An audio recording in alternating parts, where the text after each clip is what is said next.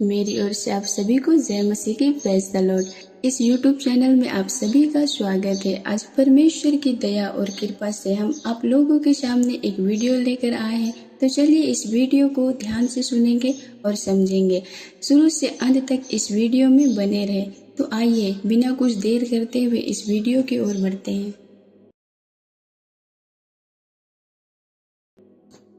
एक बैलगाड़ी चलाने वाला और एक स्त्री के बारे में हम सुनेंगे। एक बैलगाड़ी चलाने वाला था और वह अपने बैलगाड़ी को लेकर अपने देश अपने गांव की ओर जा रहा था। जिस रास्ते से वह जा रहा था वह रास्ता बहुत ही सुनसान था और उस रास्ते में जाते समय उसने एक स्त्री को देखा और वह स्त्री अपने सिर पर एक मटका और हाथ पर एक बोझा लेकर जा रही थी। बैलगाड़ी चलाने वाले ने जब उस स्त्री के सामने जाकर देखा तो वह स्त्री बहुत ही थकी हुई थी। तब उसने स्त्री से पूछा, माता तुम कहाँ जा रही हो? तब स्त्री ने उसे बताया कि मैं पास के ही गांव जा रही हूँ। तब बैलगाड़ी चलाने वाले ने बोला, मैं भी उसी गांव की ओर जाता हूँ, तुम मेरे बैलगाड़ी में बैठो, मैं तुम्हें पहुंचा दूंगा। फिर वह स्त्री बैलगाड़ी में बैठ गई। दोनों उस बैलगाड़ी में बैठकर गांव की ओर जाने लगे।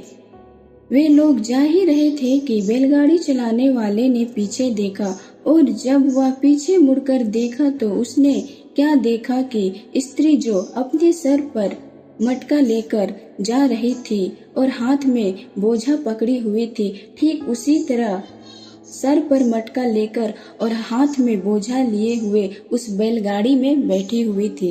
तब बैलगाड़ी वाले ने स्त्री से पूछा, तुम ऐसे क्यों कर रही हो? बैलगाड़ी में इतना सारा जगह है, फिर भी तुम अपने सिर पर मटका लिए बैठी हो। अपने सिर से मटके को उतारकर इस बैलगाड़ी में क्यों नहीं रखती?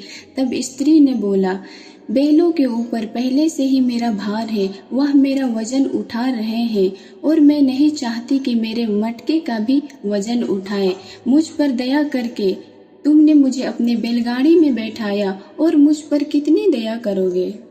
तो हे मेरे प्रियो, कई एक बार हम भी इस स्त्री की तरह ही सोचते हैं कि परमेश्वर ने मेरे जीवन पर दया किया और कितनी दया करेगा।